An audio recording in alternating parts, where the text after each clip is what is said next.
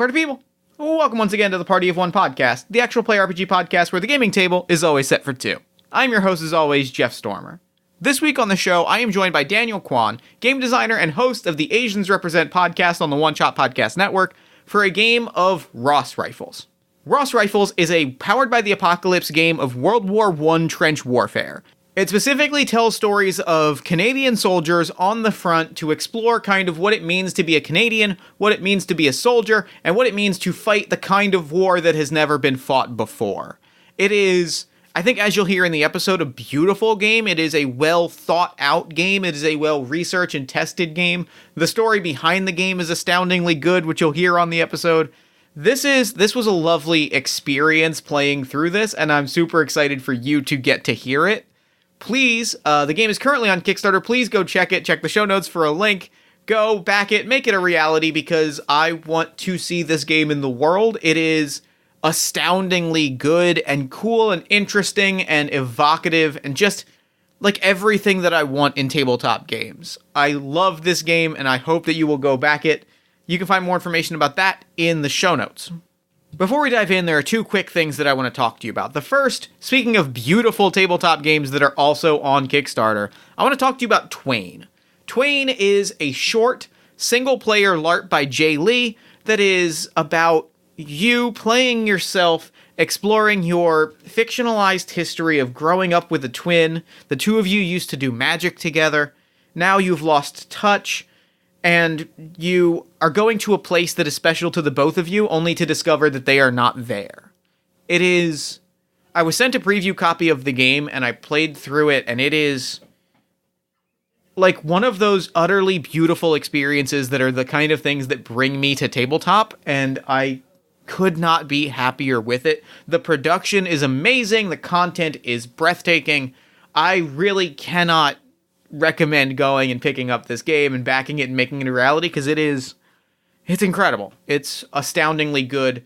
You can find more information about Twain in the show notes. I recommend you go and check out the Kickstarter because the game itself is beautiful, like from a content perspective, but also just a production and design perspective. It's a beautiful, beautiful game. The other thing that I wanted to mention, also in the show notes, is a link to the Audioverse Awards voting form. Party of One has been nominated for the Audioverse Awards, which is a yearly awards focused on audio fiction podcasting. We've been nominated for Best Improvised Production and Best Player Director in an Improvised Production. It would mean a lot to me, personally, if you would go and vote and help make us a winner in that category, either of those categories. There are also tons of other wonderful shows that are nominated, shows that I deeply love that you've heard me talk about before on the show, that your support, it's ranked voting so you can support more than one, so your support there would be great. Daniel has also been nominated for Dungeons and Asians, Horror Borealis, other shows on the One Shot Network like All My Fantasy Children, Arms of the Tide, shows that I love like Autonomic. There are a ton of wonderful shows that have all been nominated that, like, if you could show support for those, I know from talking to other fiction podcasters that it means a lot to be nominated and it means a lot to have people go and vote. So go and do that. It would mean a lot to me personally. And with all that said, let's throw it over to me in the past so that he can get started with the show. Take it past me.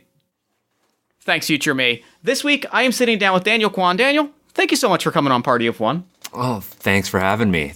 So, real quick, at the top of the show, why don't you take a moment and introduce us not just to the game that we're playing this week, but also anything else that you have going on that you might want the audience at home to know about. Oh my God. So I am the co-host of the Asians Represent podcast. We talk about issues that Asian creators face in the tabletop gaming industry, as well as highlighting their contributions. We have a Dungeons and Dragons actual play called Dungeons and Asians. Which is a very good name. It's a very good name. You know what? It took us weeks to get that name. we were, and then that one came up as a joke, and then we stuck with it because we couldn't think of anything better. I feel like it's the joke ones that are the ones that eventually really stick with you, and you're like, you know what? That's got to be the one for a reason. Right, and the reception to it has been great.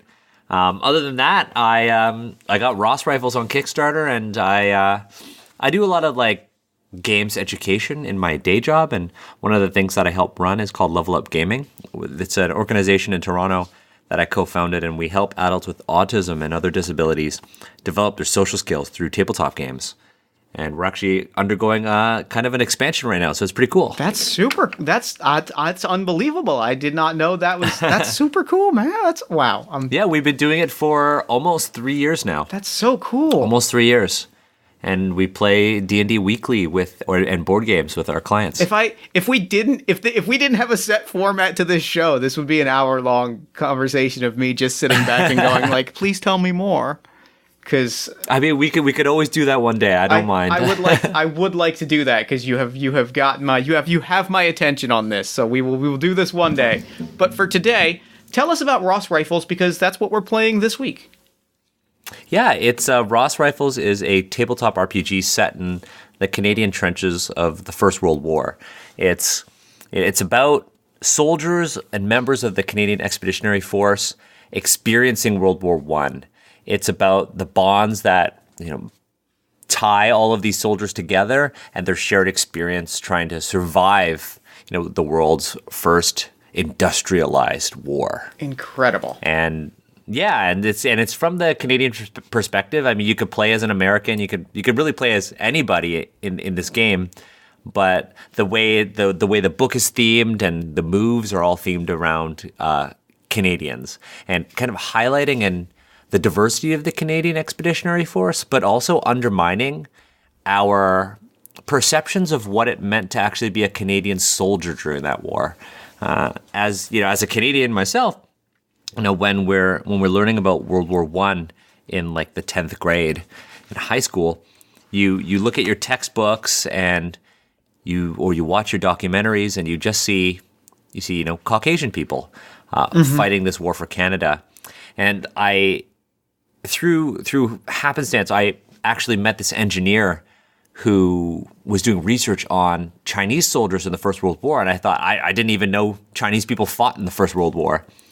And he told me about this man named Frederick Lee, who is one of the only recorded Canadian-born Chinese people to fight and die in World War I. And so I kind of dove into Frederick's story and learning about what it meant to be Canadian and what it meant to fight in this war. So I learned about the Chinese people, I learned about the Japanese people, I learned about the Black Canadians and the Indigenous peoples who fought in the war and their contributions. And I wanted to design a game that would not only be entertaining and capture that gritty trench warfare, but also allow people to truly play out the diversity of the First World War and represent their communities in the war. God, I love that is one of the most beautiful pitches that I think we've had on Party of One. Like this is thank you. I am in awe. You have made me so unbelievably excited to play this game like right now. So let's get into it. Yeah, totally. So when you're looking at your playbook, there are 6 of them. Mm-hmm. So there's the sergeant. The sergeant's kind of the soldier that carries the responsibility of the section. That's the squad. The section's actions. You take everything. So if they mess up, it's your fault. Mm-hmm. And so the sergeant's kind of the leader. The next one's the creative. Every single playbook is kind of based on actual people in the war. Love that. The creative is based on J.R.R. Tolkien, who fought in the First World War. And his experiences in the war actually informed a lot of the themes that are in The Lord of the Rings. I did know that. I remember. I know like a lot of the arc of like going into Mordor is specifically like representative of like going from a very comfortable life into this thing that has never existed before, and then having to come back changed. Yeah, and that loss of innocence. Mm-hmm. Is something that Tolkien writes about. So that's the creative, and the creative is somebody who, has these talents that aren't suited to the war, but holds on to them. And in holding on to those talents, the creative can help raise the morale of everyone.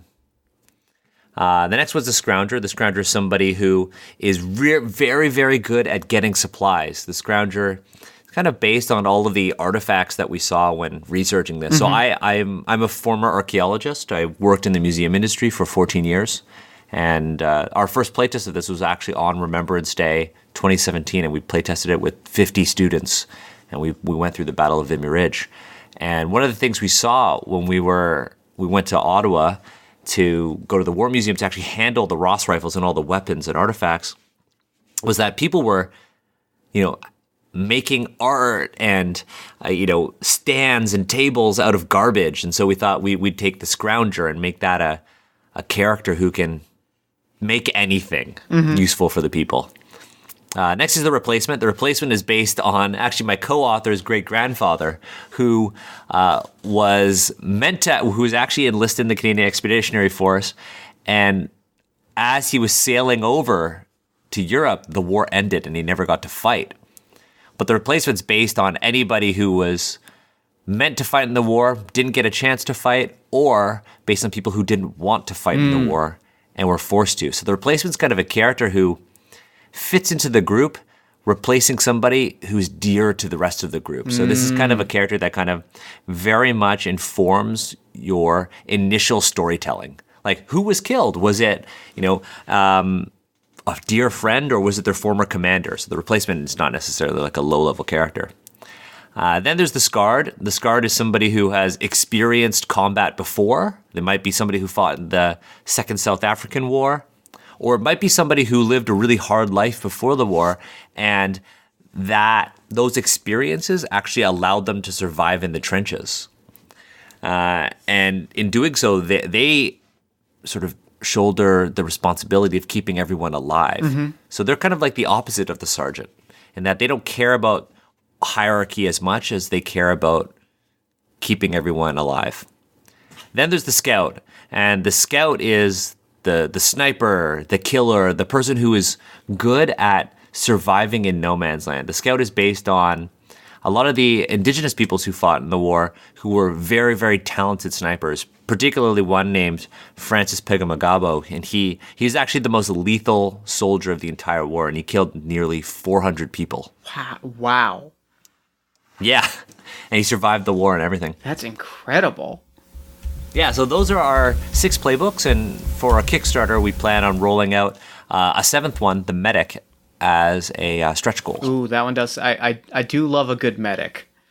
Yeah, and this game right now is going to be the first ever one-on-one game of Ross rifles outside of the testing room. I'm so excited. And I've been talking about this. So I've been doing a lot of podcasts, promoting Ross rifles at our Kickstarter, and I've been talking about this game on a couple of them. Oh, I'm so excited. That makes me so happy. I've got some big plans for you. Good. I'm very excited. So I think I want to play the Scrounger. I think the Scrounger feels the most fun to me, especially as someone. I love the idea of just someone. The line in the playbook of it's not the most glamorous, but it ensures that we can live, move, and fight. I love the idea of a person that is keeping things running, not in a glamorous way, or kind of in a little bit in a behind the scenes way of oh, do we need that? I can give me 2 hours and I'll put that in place. Sweet. Okay. So we got the Scrounger. So when you're creating your character on the left side, you're going to pick your uniform, your appearance, and then obviously your name, player name. My uniform is I love stained. I am someone who is I have a stained uniform and I think an athletic body. I think I have maybe at somewhere between stained and ill-fitting, where it's I am wearing whatever stuff I could have thrown on, and I am almost deceptively athletic underneath that, because I am someone that is, constantly on my feet, right? I think if I stand still for too long, I kind of start to do that bob back and forth. You're toned. You've got that wiry strength. Yeah. Okay. I think my name is Wayne. I like Wayne Murphy. Wayne Murphy. Okay. So we got Wayne Murphy. You're the Scrounger. Now, you'll see that you've got equipment. Now, weapons in this game don't deal damage. If you shoot somebody in this game, they go down. and that's kind of reflective of medicine at the time. So you have a 1911 semi-automatic pistol and a hatchet, and you do not begin with any grenades. Now, you'll see under tools and other, those are things that you already have. So you have an entrenching tool, which is like a kind of the Canadian entrenching tool during World War I was odd. It looked like a mix of a pickaxe and a shovel. Like imagine a hand pickaxe, but one of the ends of the pickaxe was a shovel blade. The other lists everything that you would have possibly been carrying. And then you have a personal item. Now that personal item is something that is not standard issue. It's a something that you've been holding on to since the war started, or something from home, or something that you found in Europe during your time here, and that has a mechanical effect in game. I think my personal item is, I was gonna go with like a nice lighter, but I almost think it's like I think it's once you said like something that I found while I'm in Europe, I think it is something that I think it is like a toy. I think it's like a Jack-in-the-Box. Like, I think it's like a small toy Jack-in-the-Box that I've been like, that like, I picked up in like a town that we passed through.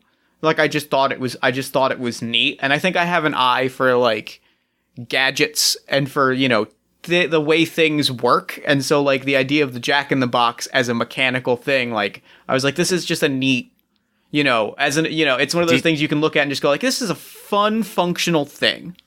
And so I've just been holding on to it. Fixed it up? Oh, I do love that. I love that. Oh, yeah. It was definitely like it didn't work, and I've been like, screwing things in and like maybe like replacing gears when I have the time, and it's the thing that I sort of work on when I'm not working on other things. It's my me project. So it's basically that leads into the special project. So it's basically the only Jack-in-the-Box in Europe that has military parts in it. This is true. It's a hell of a Jack-in-the-Box. So you have your personal item, and I'll get to the effects because related to stress. In the middle of your playbook, you have your attributes. So your four attributes in order from left to right are valor, which is your bravery and leadership. Eye, which represents your observational skills, but also skills with firearms.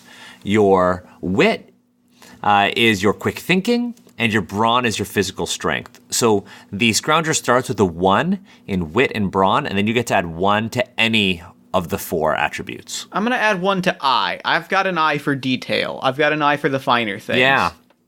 Okay, so you've got 1 in everything but valor. Now you have 2 questions. How long have you been stationed on the Western Front? And what was your trader calling before the war? Now I'll let you know the little scenario that we're going to run through. That's going to be, it's going to be 1917. It's going to be on this date. It's going to be September 23rd, 1917. And we're going to be right in the middle of the Battle of Passchendaele. I'm going to say I've been here about a year. I've been here about a year, long enough to know sort of the people to talk to and the things to do, and like where to go and who to talk to. Okay, so you've been here for about a year. You weren't in the initial wave of soldiers that came over here in 1915, but you've been here long enough to have experienced some major battles. So what do you think you did before the war? That's your second question. What did you do before the war? They're like, I've come from a family of, not watchmakers per se, but like clockmakers and like makers of sort of ornate an ornate grandfather clock. Like my father sold ornate grandfather clocks, and I was basically like his apprentice as he and that's kind of where the Jack-in-the-Box makes sense. Yeah. It's kind of where I picked it up. It was a learning to appreciate the beauty on the outside and the finely tuned mechanical parts on the inside has just been where I grew up for and I think it's specifically grandfather clocks, it's organs, it's big, elaborate, ornate pieces that require that sort of mechanical thing. I think I have a little bit of disdain for the pocket watch and for the wristwatch, because I'm like, it's fine, but where's the majesty in it? Where's the Yeah. Where's the poetry? Okay. Sweet. Okay, so you had a job that wasn't all that necessarily related to the war effort, but your skills really helped you out. So you have the Scrounger has a special project, something that you've been kind of working on the side. And is it this Jack in the Box you're trying to fix? Or is there something else? I think it's related to the Jack in the Box, but it's larger than the Jack in the Box, which is like I am building for lack of a better term like a toy maker.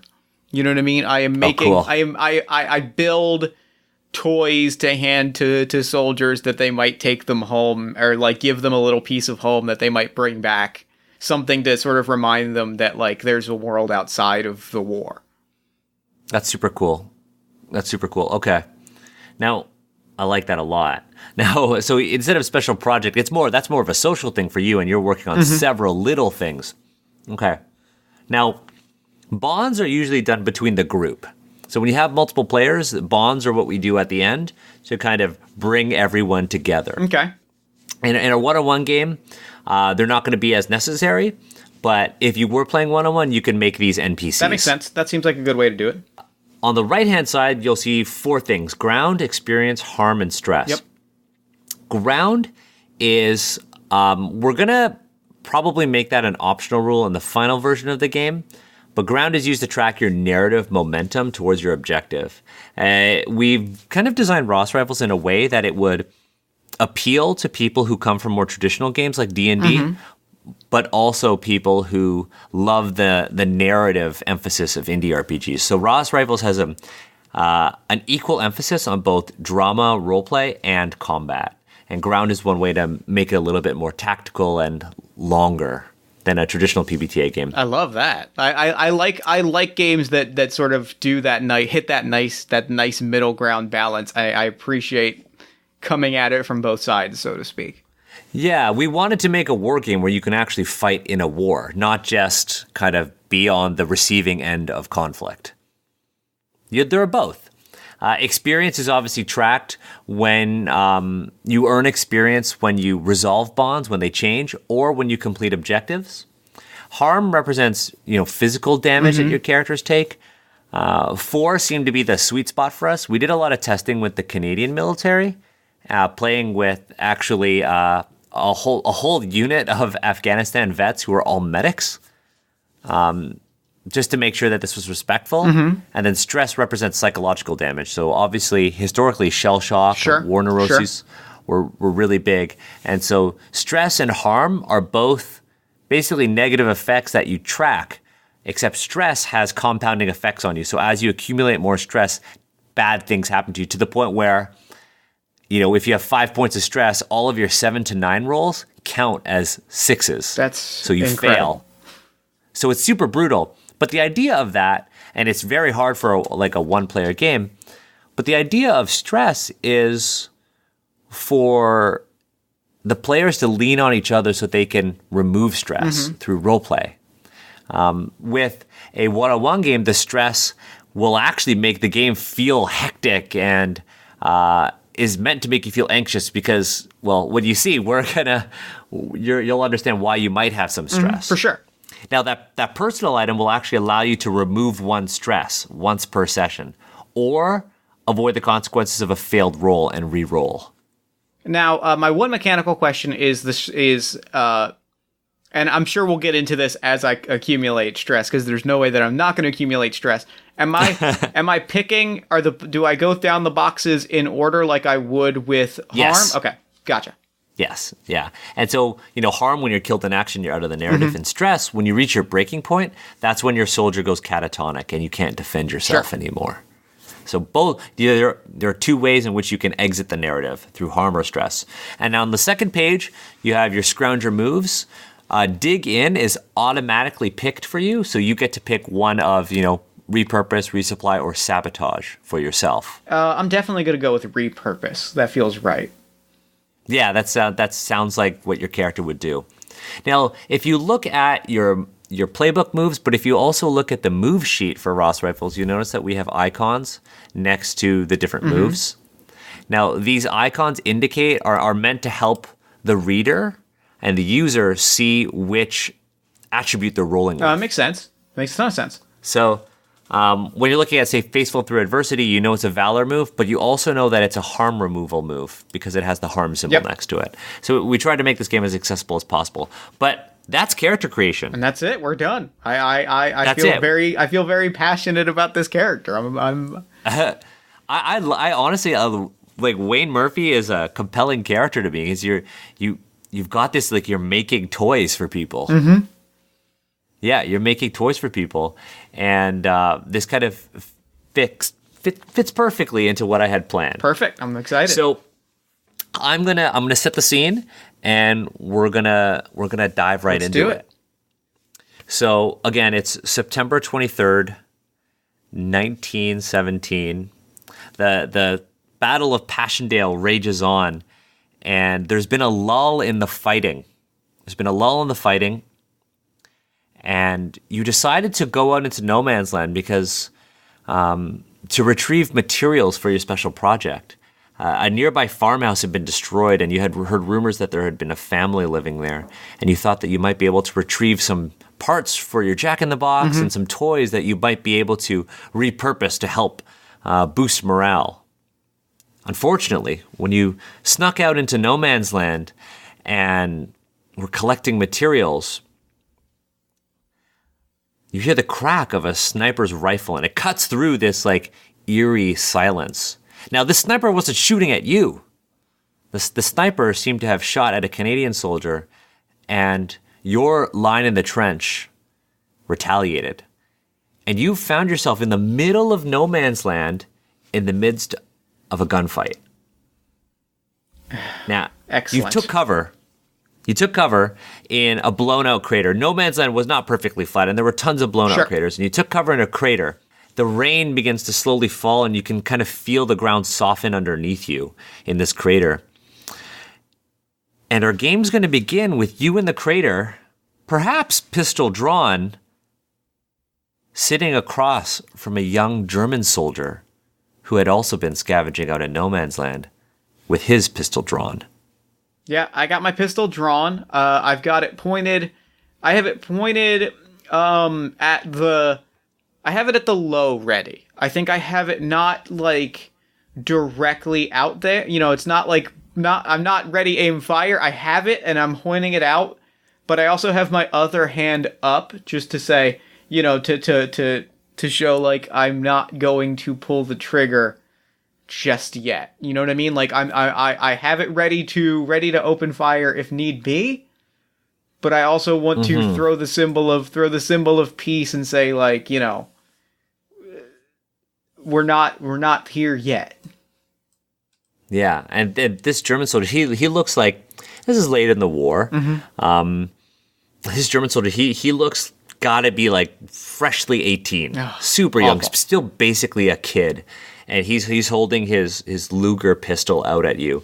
And his pistol is also at the low, but his hands are shaking. You can tell he's been out in no man's land for a while. He's, like, super dirty. He's thin, like he hasn't been eating. And he kind of, like, holds his pistol out to you, kind of raises one hand, similar to what you've done, as these bullets just kind of, like, fly overhead. He's trying not to, like, peek his head up too high, but he's also, like, he clearly doesn't trust you. And he's, like, holding his pistol out, and you can see he's shouting at you. He's shouting at you in German, and I don't know if your character understands German. I don't think I do, and I think I'm... Man, he's just shouting at you, but it doesn't sound angry. He's like, it's almost like he's pleading with you.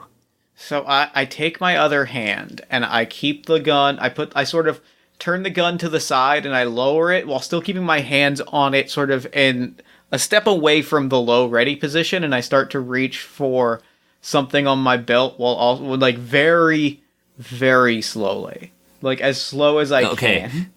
So as you do that, you can see he tenses up. Like, he understands that you're maybe, he thinks you might be trying to get him to lower his guard and grab another weapon. So he kind of puts both hands on his pistol now when he aims them at you. You can see that he's just shouting, but his cries are almost like deafened out by the sound of machine gun fire going in both directions around you. And I'm going to put my hand back up, and I'm going to set down my pistol. And I'm going to raise my hand up, and I'm going to wait and see what he does. So as you set down your pistol in the mud, you can see like the rain kind of pooling all around it. He kind of looks at you and he dashes forward and he grabs your pistol. And he's kind of holding it and he sticks it in his pack. Like he's got little pouches around his coat, and he sticks it in one of the pockets and he holds his pistol at you. But again, he takes one hand off of it and is kind of holding it out in front of him, saying like, indicating that he's going to shoot you and kill you if you make the wrong move. And so but you've kind of de-escalated. I'm gonna calmly reach back for my belt, and I'm going to take out something that I was carrying with me. Okay, what is it? It is a little tiny, it is like a tiny, not quite, you could call it like a sculpted horse, but I think that would be generous. So it's some form of an animal. Yeah. Okay, some form of animal, made out of what's it made out of? Just like it's literally like a can with some chunks of like scrap metal or like shell debris that have been formed into like it's very obviously like a thing that I was just gonna hand to somebody on a lark, and now I'm like just slowly taking it out. Okay. He kind of he's super confused. And I just like offer confused. It forward, and I'm like, I try to like smile and keep the hand up as I offer this thing forward. He lowers his pistol a little bit further, almost as if it's just like, because you're kind of both sitting in the dirt, and it's now resting on his thigh, and he takes it, and you could tell he's trying to look at this strange thing you've given him, while also keeping an eye on you. And he's confused. He says, he's trying to say something to you. Maybe he's trying to say the word peace to you, but he wants to make sure that you're on the same page. And my hands just go right back up, and I give like the slightest bit of a shrug and just a like, I got nothing. I have nothing, no hands, nothing up my sleeves, nothing happening here. So he recognizes that, and he holsters his pistol. But you notice that he doesn't close the clasp on his holster, as if he wants to be able to draw it quickly again. And he takes this horse and he kind of looks at it, and he kind of sits back, and you kind of see that he's reaching into his pack, and he hands you something small in his hand, as if to trade. What is it? I'm going to look immediately at it. It looks to be like a small square, sort of a square piece of, looks to be like metal or something, like a foil wrapping, something wrapped in foil. I'm going to like cover it with an arm and try to awkwardly unwrap it with one hand, because whatever is wrapped in this foil, I don't want to ruin it. So as you unwrap it in the rain, you see that it's like a little piece of chocolate, probably the remains of a large bar. And I smile, and I give like a very like a happy nod, and I try to like, I break off a piece and I eat it, and then I like offer some of it back to see if he wants to eat some with me as well. Yeah, and he actually comes up to you and he takes it and he pops it in his mouth, as if like, almost as if he this is the last chocolate he's ever going to eat. And he looks at you and he nods, and he actually he looks at you and you can see him kind of eyeing the direction of eyeing east, the direction of his trench, and he looks at you and he kind of turns his head in your direction, the western direction, to see if you're going to be heading back to your trench. And I am equally gesturing back while also keeping very low to be like, to signal that probably not leaving at this moment on account of all of the bullets. on account of all the bullets. He kind of looks to you, and he takes his your pistol and he hands it back to you. And I holster as it. As a sign of trust. I holster it and I actually clasp, I do close the clasp. Oh. And I think, he's going to respond to that and he's going to do it as well. And I give him a nod and I slowly start to, figure out how to best get out of this wet, muddy, sort of impasse of a crater. Yeah. Now, he gets up and he's kind of looking you could see that it's almost like he's crouching now and he's trying to run or getting prepared to leap out and kind of try to run back. And as he kind of peeks his head up a bit, you hear this the crack of a sniper's rifle and you hear this ping, and as a bullet grazes his helmet, knocking it off his head. And he falls back into the trench, his helmet now outside in the rain. His hair is getting soaked by the rain now. This shot came from your trench. Oh, for fuck's sake. A Canadian sniper is kind of now has a beat on him and doesn't know that you're there. And he kind of looks to you and he's terrified. Because the thing is, if I come out now, this sniper's going to have a beat on me and probably not realize that I am coming back. Yeah. There's got to be something that I can do. Yeah, you're going to have to figure out a way to signal to them that you're Canadian. Now, there's a lot of noise going on here, too. So it's it'll be hard to shout back over to them. I'm gonna take off. I think I know what I'd like to do. I'm gonna take off a sock. Okay. I'm gonna take off a sock. Ooh, okay. I'm gonna try to rip it and maybe try to find a stick in the mud and forming some variants of, I'm guessing it's not necessarily a white flag, but clearly the color equivalent of a white flag that is a rag on a stick that I can wave to try and wave. If the sniper's watching, they can see the sock. Yeah, they'll see the sock, they'll see the stick, and they'll see that this is, I believe, a fairly universal symbol of surrender or at least not a threat. Yeah. You know what? Okay, this is what I want you to do.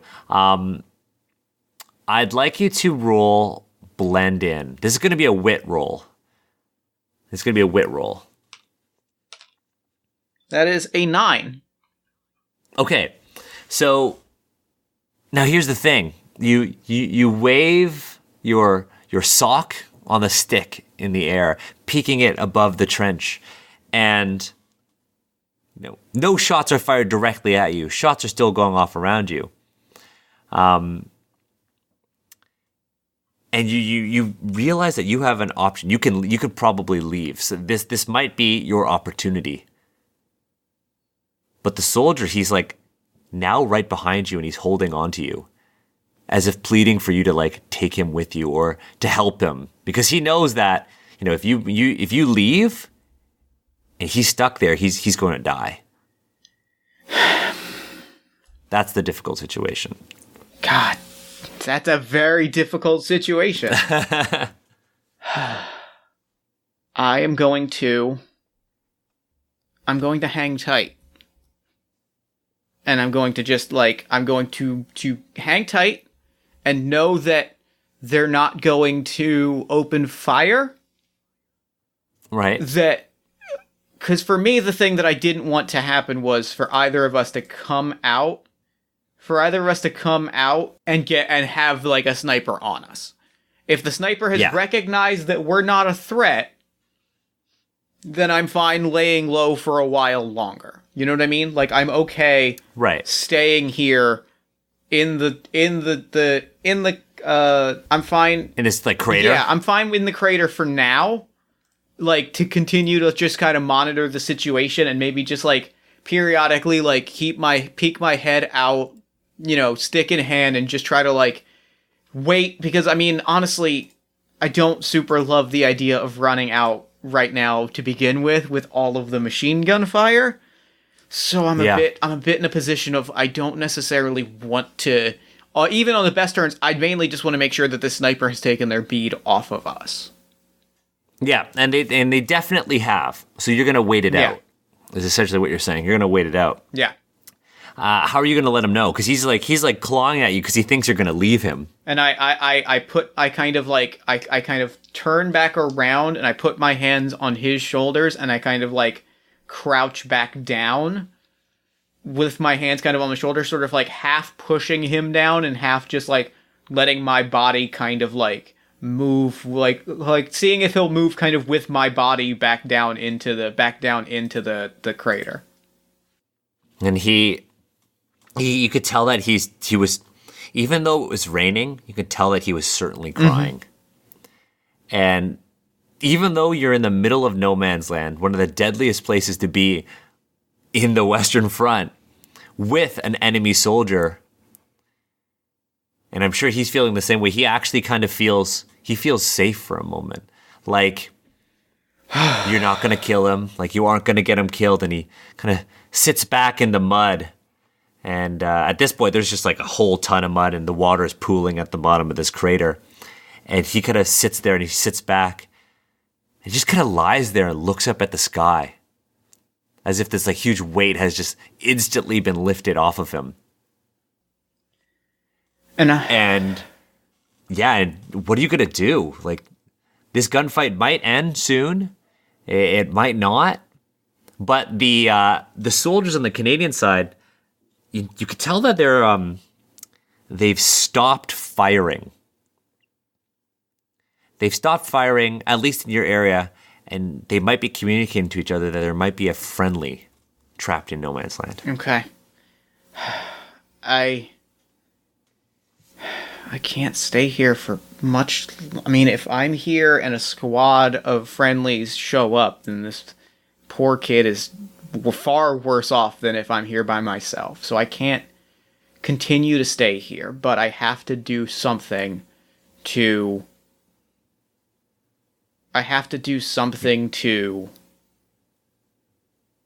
get some kind of a distraction in play. I mean, no man's land is no man's land. It's chaos incarnate, but I gotta see if I can do something to cause some kind of a distraction, even if it's, a water spout, a mudslide, a something, to see if I can't, like, do something that will not necessarily draw sniper attention, but will cause enough of a distraction that maybe we can get a few minutes of movement in back towards our respective sides. Ah, okay. So you want to create a distraction. Yeah, maybe just like a little bit of like natural movement. I think I'm taking, shuffling through my belt, seeing if there's anything that I might be able to like grab out and sort of like do some shoveling or something like that, and like try and make so that maybe like if somebody were to see it, especially in the dark when gunfire's not lighting up the space, they might just think, oh, a crater's collapsing or something, so that we can kind of both start moving in our direction. Yeah, I mean, you have your entrenching tool, so you might be able to even dig your way over towards the Canadian side. That might be. So I think I'm going to pull out my entrenching tool and try and dig, maybe not like through to the other side, but like something that might cause it to kind of like shift and collapse a little bit. And I kind of start to like, I signal this very calmly, trying to signal to my friend that when this starts, that like, I kind of gesture to the mud and I like, when this moves, we move. And I sort of take my hands and I part them to be like, when this collapses, we both move, because it will hopefully cause a certain degree of distraction. Yeah. And so you're still ultimately going to want to move towards your allies, correct? Okay. So he looks you like knowingly, and he understands. He understands that I think a part of him suspects that you're taking him as a prisoner, and he seems almost willing to go. If that's what he chooses, then that's what he chooses. I'm not going to dissuade him of that, and that might be, the best option for him to survive this close to the Canadian side. So if he wants to come with, he can come with. If he runs the other side, he runs to the other side. I'm gonna continue digging. It's up to you to give him the option. And he kind of looks at you and he holds out his hand, and it's like muddy, and he's got like tattered gloves on, and he just holds out his hand and he says, "Lucas," says his name. "Wayne," and I shake his hand back. And you shake hands in the rain, and it's quite the moment. So, would you like to roll dig in? I would love to roll dig in. It's on your playbook. Oh, it's on my playbook. Yeah, it's on your playbook. Right, yes. It's on. Yes, I did. Yes. Yeah, this is a scrounger move. All right, I'm gonna roll. I think this is probably wit. I think I'm repurposing something. Yeah, do you want to repurpose? I'm down. Either way, it's the same bonus, and either way, that's a 7. Oh, okay. So, choose 2. I'm choosing 1. Either the cover. You got a 7. Yeah, and a 7 and 9 choose. Oh, you're using dig in or repurpose? Sorry. I'm gonna use repurpose here. I think that makes sense. Makes sense. And I'm going to. Yeah, so you choose 2 on repurpose gotcha. and 1 on dig in. I'm gonna cause this to be unreliable, and okay. Say that it takes longer than I thought. Okay. So, you begin, kind of like undermining the structural integrity of the ground itself, and as it rains and as the mud weakens the soil, it kind of collapses around you, and you're able to make your way through it. But as you do so, Lucas is trying to like follow you through this. It's almost like you're making craters, like a tunnel to another crater. And as he follows you, you see that he like slips in the mud, and as he slips in the mud and he's like trying to like get up, you see this like horrible sight. The ground looks like it's bleeding. And you see the rain is actually uncovering the bodies of Germans and Canadians that were lost in the mud. And Lucas kind of stumbles back, take it back. He's clearly never seen anything like this, and he's freaking out. And he runs back, in the direction of, like, kind of crawls back in the direction of, his allies, and is freaking out. And you can see that he breaks. He breaks, and he actually leaves the crater and begins running. Well, I guess that's our cue. I guess I'm gonna run in the opposite direction and, keep my head down and do what I can to get through and get back to my side. Yeah. So, why don't you roll fall back? All right. That's what you're doing. That's exactly what I'm doing. So that's wit. Oh, and that is boxcar, so that is a 13. Oof. Oh, nice. So you zigzag your way through no man's land, and you see as you near the trench, you could see your allies, your mates, and they're calling for you, like, oh my God, Murphy's alive. And I think there's probably at least 1 or 2 moments where, like, because like I've been around and I know people, I'm like, there's Thompson, and I kind of zig knowing like where Thompson is stationed and like where he's going to be looking with his rifle. And I'm like, that's Thompson. I do not want to cross Thompson's territory. He's not going to be judging. And so like I'm zigging and zagging, playing as much like my knowledge of my fellow soldiers as I am the terrain and no man's land, as I just like tumble back like over the trench and bound into the mud.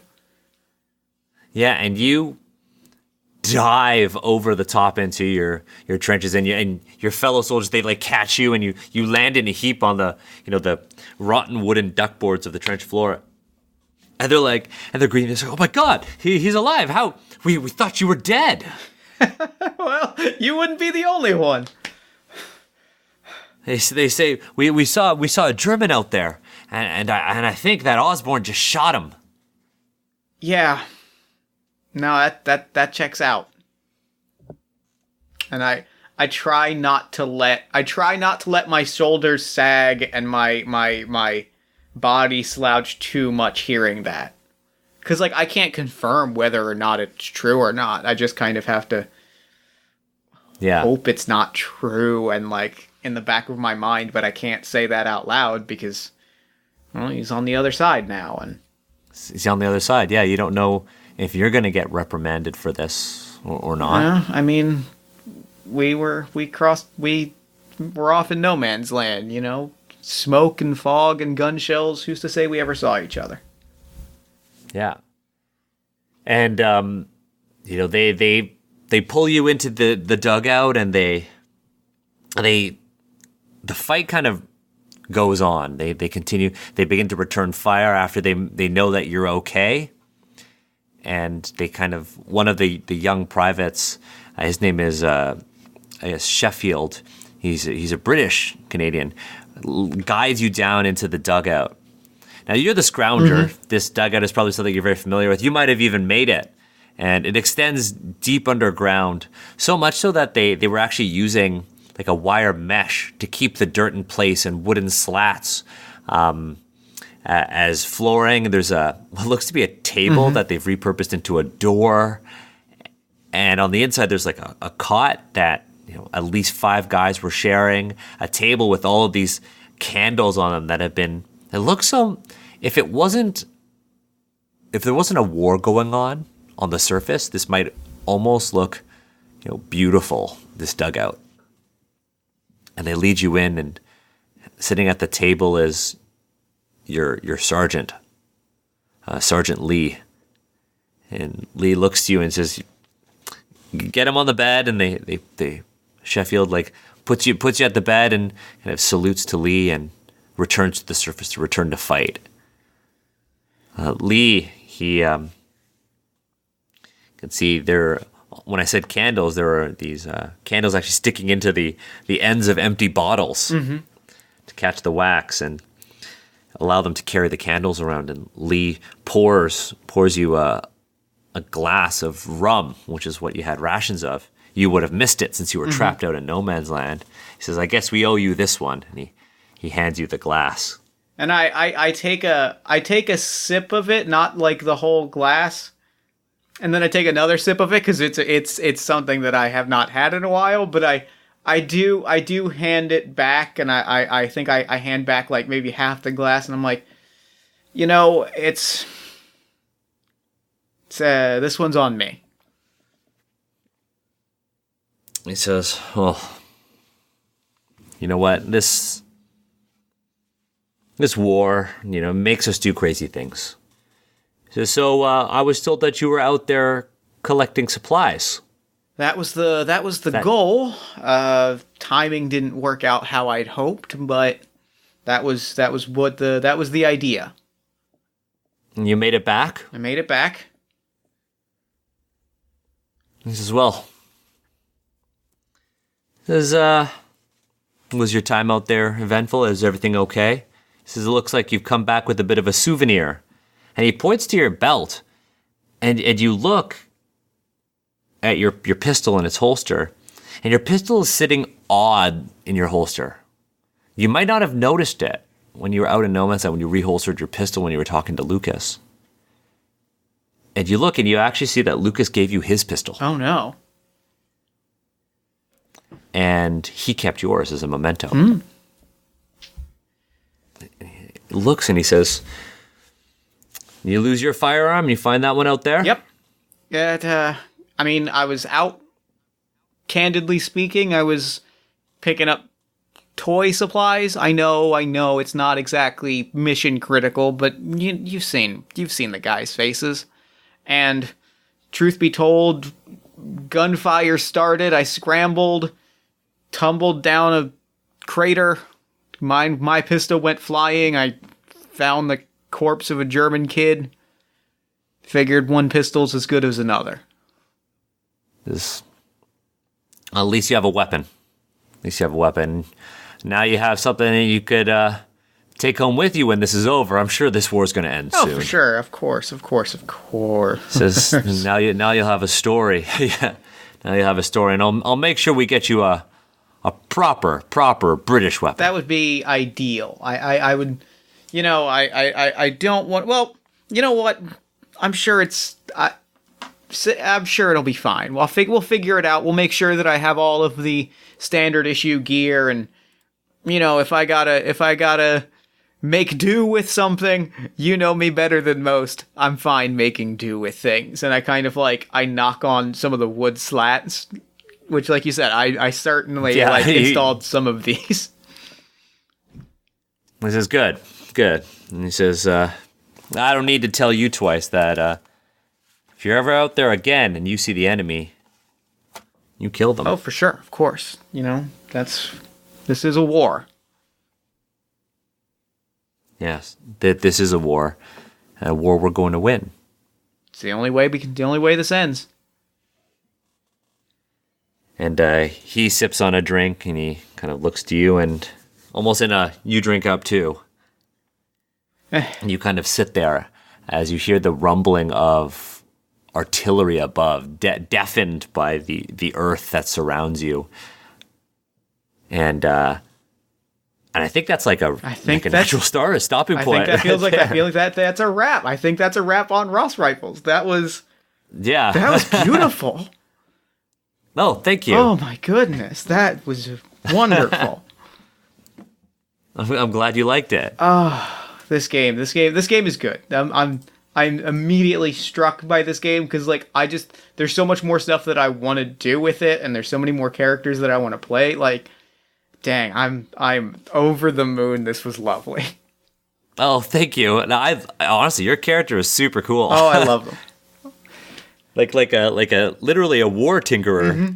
It was very. That was good. I like that a lot. Oh, that was fun. I wasn't when I was planning this in my mind. I was like, maybe they'll fight. I'm not sure how it's gonna go.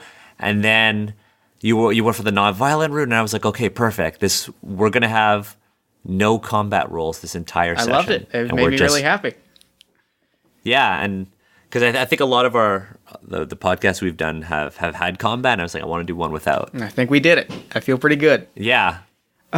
Yeah, so I'm glad you liked it. I loved it. And thank you so much for coming on Party of One. This was a blast.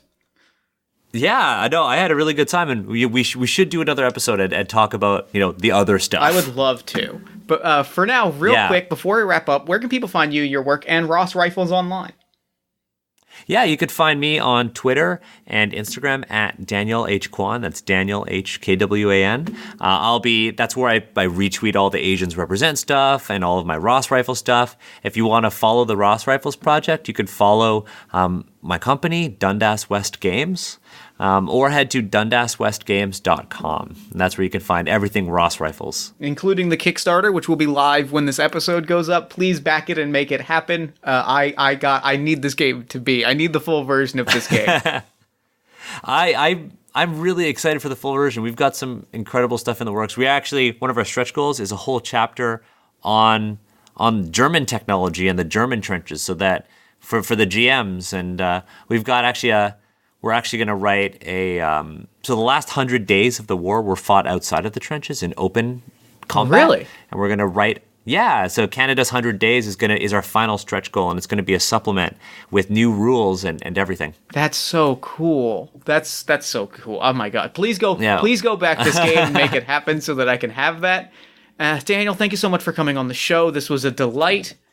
And for now... Oh, thank you for having me. And for now, I'm going to throw it over to me in the future so that he can wrap up with the show. Take it, future me. Thanks, past me. And thanks again to Daniel for coming onto the show. That game was...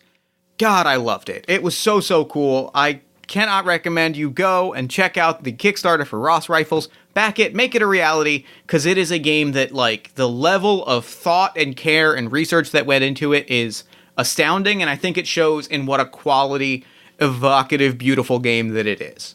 In addition, be sure to follow Daniel on Twitter at Daniel H. Kwan. Then while you're on Twitter, follow us at Party of One Pod. Then like the show on Facebook at facebook.com/partyofonepodcast. Join our Discord community at bit.ly/partyofonediscord. And if you enjoy the show, consider leaving us a nice review on iTunes, Podchaser, wherever you listen to podcasts. You can also tell a friend about the show, give us some love on social media, any of those things that help new listeners find the show, which help us do bigger, better, and cooler things. You can also financially support the show on Patreon at patreon.com/JeffStormer, which helps not just the show, but also the games that I create, the other podcasts I produce, all the little things that I work on, all of which are supported through the Patreon. It's amazing. Speaking of things you can do to support me, there's a little show that I produce called All My Fantasy Children that it would mean a lot to me if you could check out. All My Fantasy Children is a character creation, storytelling, and world-building podcast powered by you. Every week, my best friend Aaron Catano-Sayas and I take a listener-submitted prompt, we spin it into an original fantasy character, and we populate a shared universe one story at a time. New episodes drop every Friday at allmyfantasychildren.com. Party of One is produced and edited, as always, by Jeff Stormer and Jen Frank. All music for the show comes from the song Infinite Lives by Mega Ran featuring the D&D Sluggers. If you'd like to inquire about advertising rates, guest appearances, or press coverage for the show, you can email me at partyofonepodcast@gmail.com. And that's it for me. Until next time, thank you so much for listening. Remember to fight the forces of fascism every single day. Remember that self-love and self-care are radical and defiant acts of resistance. And as always, party on, everybody.